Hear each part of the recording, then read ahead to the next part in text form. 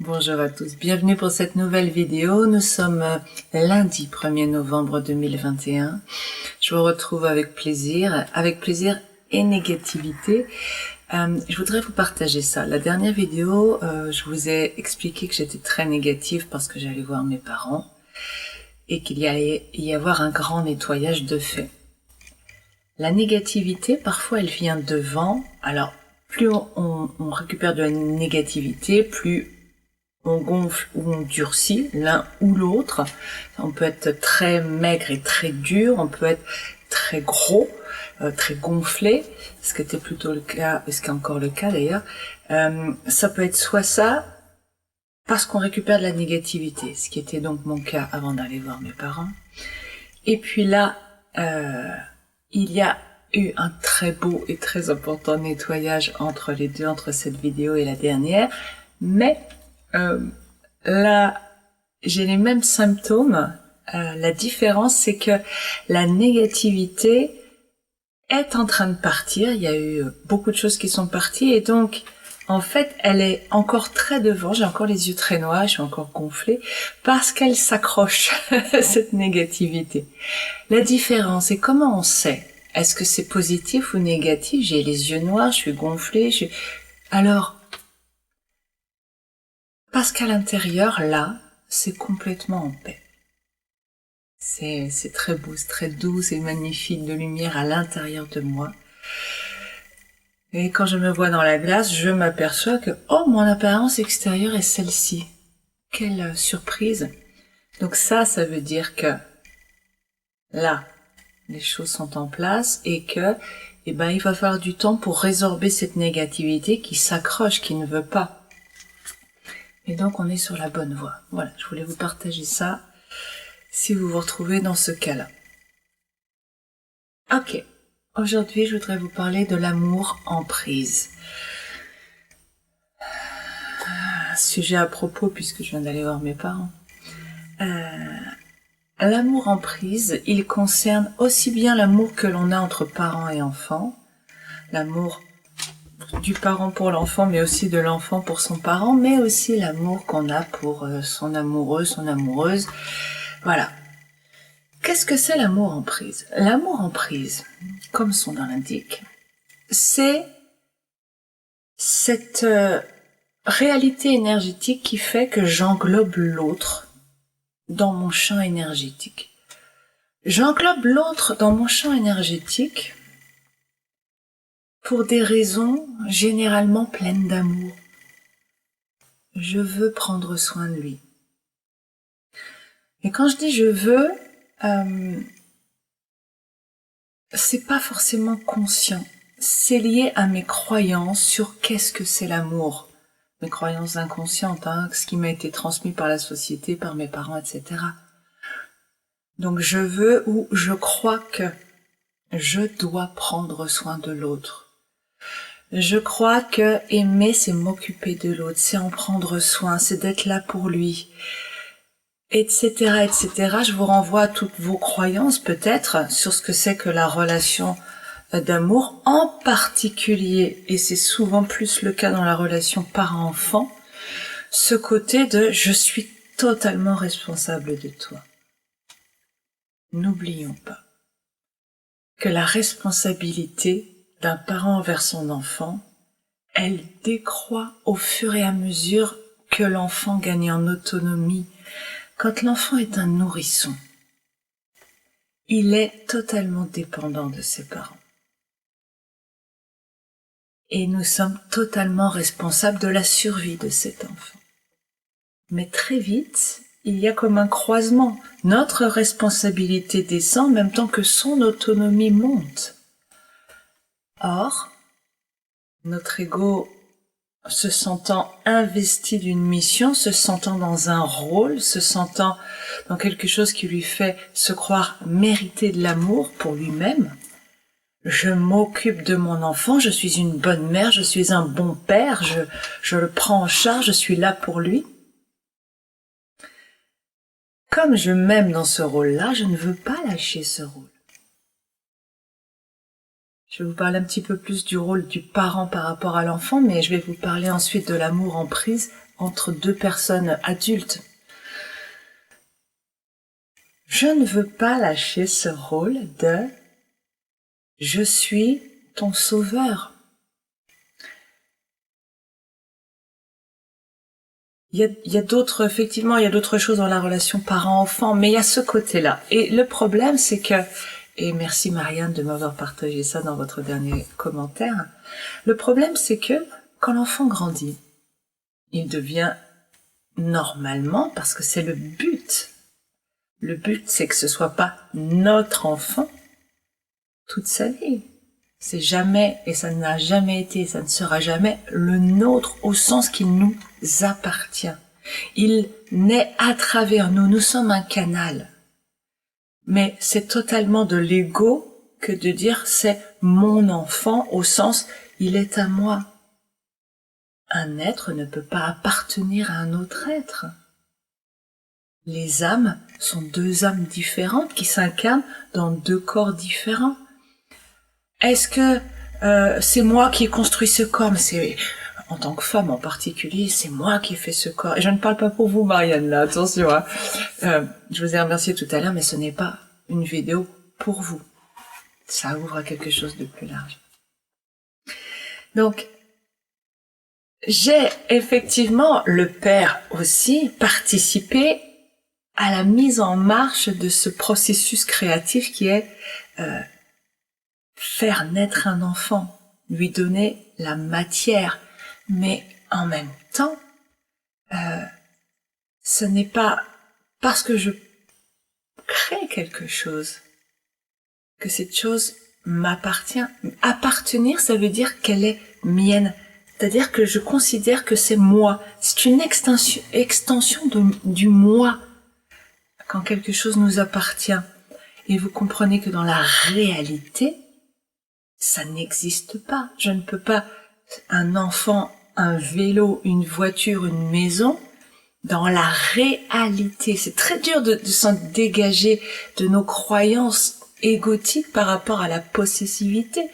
Parce que nous sommes construits en cette société nous sommes poussés à croire cela. Mais ça n'est qu'une croyance. Dans la réalité, c'est une maison. Je tourne cette vidéo dans un chalet, je dis que c'est mon chalet, mais tout en étant très consciente que il y a rien de matériel, il y a un chalet et là et je suis dedans. Et dire que c'est mon, c'est juste une vue de l'esprit. En quoi c'est mon? Est-ce qu'il y a un tuyau qui nous relie lui et moi? En quoi il fait partie de moi? Est-ce que si je bouge mon bras, le chalet bouge? Vous voyez ce que je veux dire? C'est un concept mental, ce mon, ce ma. Je viens de vous dire, si je bouge mon bras, est-ce qu'il y a un tuyau? Est-ce que le chalet bouge? Est-ce qu'il y a un tuyau qui nous relie? Quand l'enfant est dans le ventre de la mère, oui, il y a un tuyau qui nous relie. Mais plus après. Et il est fondamental de comprendre que un enfant n'est pas notre enfant. C'est une âme qui est aussi âgée que la nôtre et qui vient sur Terre pour faire ses expériences par notre truchement. C'est comme si nous ouvrions une porte, ni plus, ni moins. J'ai reçu de ma mère un amour en prise et je l'ai évidemment répercuté auprès de ma fille. En prise, je m'occupe d'elle, je prends soin d'elle, je suis là pour elle, je veux la guider dans la vie, je l'aide dans ses décisions, voire même je pousse pour qu'elle aille dans la bonne voie, etc. Vous voyez l'idée? Donc, effectivement, petit à petit, à l'heure actuelle, je sors de ça. Il y a des restes, il y a toujours des moments où j'ai envie de l'aider alors qu'elle ne me demande rien. Cet amour en prise, c'est l'idée que, comme dans le couple, il y a un nous. J'en ai déjà parlé de ce nous, de ce fameux nous qui est si dangereux. Le nous, c'est mon ego s'étend à l'autre et l'englobe. C'est pour ça qu'on appelle ça une emprise. C'est-à-dire que constamment avec ma fille, je n'étais pas chez moi, ici, avec un autre être chez lui, mais j'étais avec, vous voyez, sous le bras, ma fille. en sa présence, j'étais ma fille sous mon bras, tout le temps, et elle sentait le poids de sa mère. Et ce qui peut créer, chez ma fille en particulier, et chez moi quand j'étais petite, des difficultés respiratoires, évidemment. Comment peut-on respirer quand on a ce poids-là sur nous de l'autre? Dans la relation à un amoureux, cet amour en prise, c'est le même principe. C'est on est en couple, on est nous. Je prends soin de l'autre. Il n'y a pas à prendre soin de qui que ce soit. C'est quelque chose que je suis en train, dans mon chemin vers l'éveil, je suis en train de réaliser que mon guide me pose de plus en plus pour que je puisse rentrer dans cette conscience. Nous n'avons à aider personne. Ça veut dire quoi? Ça veut pas dire ils peuvent tous crever, je suis là pour m'occuper de moi. C'est pas cette idée-là. C'est cette idée que chacun doit faire son chemin. Bien sûr que si on me demande de l'aide, je la donne, bien sûr. Mais ça vient de l'autre en face. Ça ne vient pas de moi qui veux m'immiscer dans le monde de l'autre. Quand je veux que ma fille fasse telles études pour son bien, ou aille dans telle entreprise ensuite pour son bien, je ne suis pas en train de m'occuper de son bien, je suis en train de me faire du bien à moi, en me valorisant, parce que je suis celle qui sait par rapport à elle, et en voulant mettre ce que je pense être la bonne façon de vivre, la bonne façon de faire, aller à Noël chez les grands-parents, aller dans cette école-là plutôt qu'une autre, fréquenter ce garçon plutôt qu'un autre, se marier avec cette fille plutôt qu'une autre, etc. L'emprise, c'est vouloir diriger la vie des autres parce que l'on croit que l'on sait mieux qu'eux, que l'on est censé protéger l'autre. Mais qu'il soit notre enfant, notre parent, notre amoureux, notre amoureuse, notre ami, nous ne sommes pas Dieu, nous ne savons pas ce que l'autre a à vivre et nous n'avons pas à le faire vivre ce que nous pensons juste. Dans ce cas-là, ça devient une marionnette, cette autre personne. Une marionnette, est-ce que c'est ça que vous voulez dans vos rapports à l'autre? La chute, ce que l'on appelle l'échec, est une nécessité. On appelle ça une chute, on appelle ça un échec, mais en fait, on peut très bien dire aller dans une direction et voir que là est notre limite, nous permet de rebondir pour aller vers où nous voulons aller. Je l'ai déjà expliqué très récemment, nous avons besoin de limites pour savoir ce qui est possible. Si je n'ai aucune limite, je ne sais pas quoi faire. Trop de liberté, tu l'as dit, liberté. Quand on dit à quelqu'un, vas-y, tu te mets là, tu fais ce que tu veux, il y a ce moment de, mon Dieu, si tout est possible, qu'est-ce que je peux faire en réalité? On a besoin du non pour avoir le oui. Donc, ce que l'on appelle une épreuve, un échec, une chute, c'est en fait trouver une limite qui nous dit c'est pas par là. Si on empêche les gens de se tromper, comment vont-ils pouvoir rebondir et aller vers là où ils ont besoin d'aller en réalité? D'une part, et d'autre part, personne ne se trompe jamais. Parce que de toute façon, ils explorent ce qu'ils ont à explorer. Ils ont la signature électromagnétique qui appelle tel événement. Donc ils ont moi je n'ai pas à intervenir entre un aimant et une aiguille. Je suis qui pour faire ça? Ça, c'est une chose. La deuxième chose, c'est que souvent, c'est toujours plein d'amour quand on veut se mêler de la vie des autres. C'est pour la plupart du temps, éviter qu'il y ait de la souffrance, chez les uns ou chez les autres.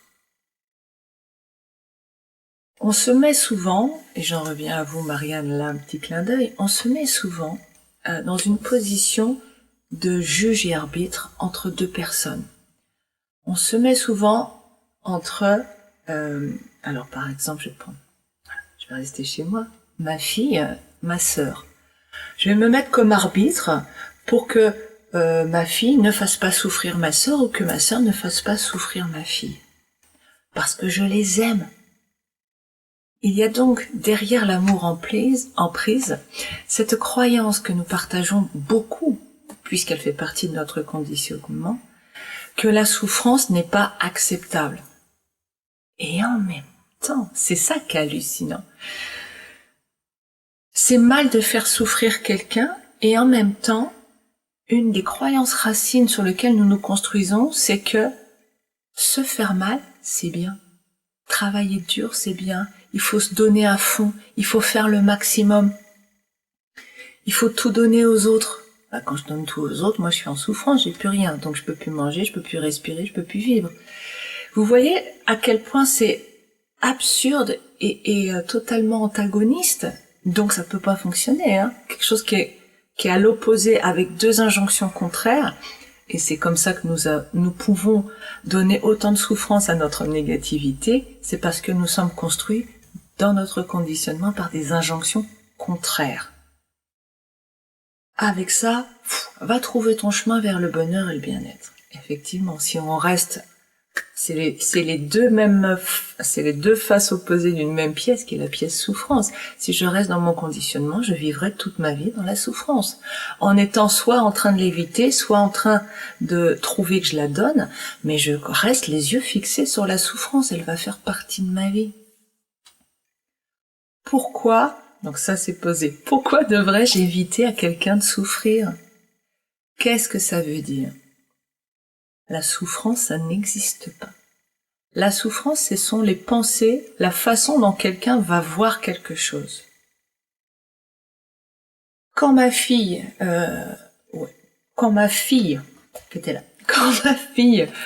répond avec agressivité, par exemple à ma sœur, et que ma sœur se met en colère, je peux intervenir dans le truc, je peux. Pour éviter à ma sœur de souffrir et à ma fille de souffrir de ce conflit qui est en train d'arriver. Mais empêcher les gens de souffrir, ça veut dire quoi? Ça veut dire que je voudrais que ma sœur change ses pensées, sa façon de voir les choses, et que je voudrais que ma fille change sa façon de voir les choses. Parce que la souffrance n'est que ça. Elle n'arrive que par un seul chemin qui est, ça devrait pas se passer comme ça. Et là, boum, j'ouvre la porte de la souffrance. Ça ne devrait pas se passer comme ça. Tu ne devrais pas me parler comme ça. Je suis ta tante. Et de l'autre côté, mais tu as pas à me dire des choses pareilles comme ça non plus. Tu as pas à te mêler de ma vie, etc. Okay. Tu n'as pas à, ça ne devrait pas se passer comme ça. Ça, c'est la croyance qui crée de la souffrance. Nous sommes sur Terre pour souffrir, c'est-à-dire... Oh là là, qu'est-ce qu'il dit? Non, je suis pas en train de dire qu'il faut se flageller. Je suis en train de dire que dans notre fonctionnement, recouvert des voiles de l'oubli et des voiles de la négativité, la seule façon dont nous avons... la seule, non... Mais la façon la plus efficace, plus nous sommes vibratoirement bas, ensevelis dans la matière, la façon la plus efficace pour nous d'apprendre, je dis bien d'apprendre, c'est d'avoir de la souffrance qui augmente. Je voulais citer une expérience qui avait ce principe-là, mais je ne me souviens plus du nom. Je ne veux pas dire bêtises, pour ça j'ai coupé la vidéo.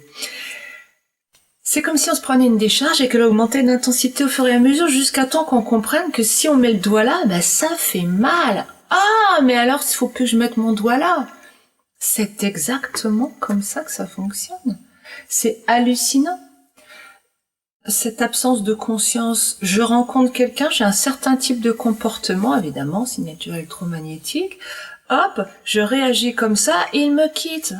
Je rencontre une autre personne, hop, je réagis comme ça, il me quitte. Oh, la vie est dure, ça fait 2 fois. Je rencontre quelqu'un, je réagis comme ça, il me quitte. 4 fois, 5 fois, hop, on se marie, gna gna gna, on divorce, je perds tout, j'ai plus d'argent, gna gna gna. Et à un moment, à force que ce soit l'enfer, il y a quelque chose qui bouge en nous, qui dit stop. Il y a une prise de conscience. Plus nous sommes bas vibratoirement, plus la souffrance aide à la prise de conscience. C'est terrible. Et en même temps, il n'y a pas d'autre possibilité. L'autre possibilité, c'est l'amour. Mais l'amour, il ne peut nous aider à nous ouvrir. Je dis bien l'amour, pas des autres. L'amour là. Que quand nous avons un champ de conscience suffisamment ouvert et quand nous sommes déjà capables de recevoir des vibrations de haute fréquence. Avant, c'est trop indigeste. Ça peut pas avoir une action sur nous. Pour vous donner un exemple, ce serait comme vouloir faire danser un morceau de rocher. Un morceau de rocher, je vais le pousser de toutes mes forces, je vais le secouer comme ça pour essayer de le faire bouger. Si ce n'est plus un rocher, même si c'est une feuille, elle va bouger au gré du vent. C'est ni bien ni mal, c'est juste qu'un rocher, il va falloir y aller à grands coups de pied, à grands coups de claque pour le faire bouger. Et cette feuille, parce qu'elle est plus légère, elle s'est élevée vibratoirement, elle est plus facile à mettre en mouvement. Donc, l'amour, à ce moment-là, qui est une énergie plus fine et plus délicate, on va dire, ça peut avoir un impact. Autrement dit, pour résumer ce que je suis en train de vous dire sur la souffrance fait partie du chemin, car si nous souffrons, c'est que nous avons besoin d'apprendre. Et c'est par la souffrance que nous allons apprendre. Empêcher quelqu'un de souffrir, c'est l'empêcher d'avancer dans sa vie. Si cette personne veut cesser de souffrir et vous demande de l'aide, alléluia!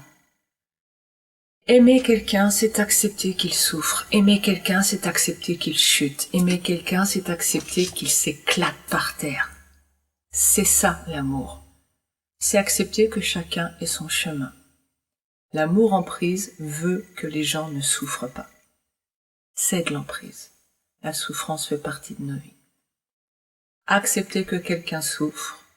Accepter qu'il n'ait pas besoin de vos aides, qu'il ne vous demande rien. Et que vous le regardiez souffrir en ayant confiance dans le fait que ça fait partie de son chemin. Et qu'en même temps, si cette personne change, trouve la clé à l'intérieur, sa souffrance peut s'arrêter immédiatement. Mais personne au monde ne peut lui donner cette clé. Personne. Donc au lieu de vouloir que les gens ne souffrent pas autour de vous, de vouloir que votre amoureuse soit bien, soit heureux, occupez-vous de vous-même. Rendez-vous heureux, laissez les gens vivre leur vie, leur souffrance. Laissez-les ne pas vous aimer, laissez-les être. Et à partir de là, ils vont probablement venir davantage vers vous, vous demander des conseils, ou davantage vers vous pour entendre ce que vous avez à dire parce que vous n'avez plus d'attente sur eux. C'est là où on est dans une relation équilibrée. Je me rends heureuse, l'autre se rend heureux ou malheureux, mais c'est son problème. Quand je veux que l'autre soit heureux, c'est de l'égoïsme au sens négatif, parce que l'égoïsme peut être très positif. L'égoïsme, c'est je m'occupe de cette sphère-là. Ça, c'est merveilleux, c'est mon job. Mais quand je veux rentrer dans le monde de l'autre pour changer des choses dans son monde, pour que moi, dans mon monde, je sois heureuse, c'est pas ok. C'est de la manipulation. Donc, j'ai pas un monde qui englobe mon amoureux, mon amoureuse, mes enfants, mes parents. J'ai pas un monde qui englobe qui que ce soit. mon monde, il est là. Et il est unique, il est mien. Personne ne peut me rendre heureuse dans mon monde et ce n'est surtout pas leur job. Quelqu'un peut m'aimer et je peux aimer quelqu'un. Mais je ne perds pas ça, cette relation entre moi et ma source d'amour inconditionnel et de paix. Lâchez les attentes sur l'autre, vous allez découvrir une vie de joie et de partage magnifique. Laissez les gens être en conflit. Laissez les gens être malheureux. Laissez les gens ne pas vouloir faire ce que vous avez envie qu'ils fassent. Parce que c'est juste. N'hésitez pas si vous avez des questions, des réactions à cette vidéo. Je vous souhaite une très belle semaine. Je vais en tourner une tout de suite. Parce que j'ai un peu de temps et je vous dis à bientôt. Prenez soin de vous.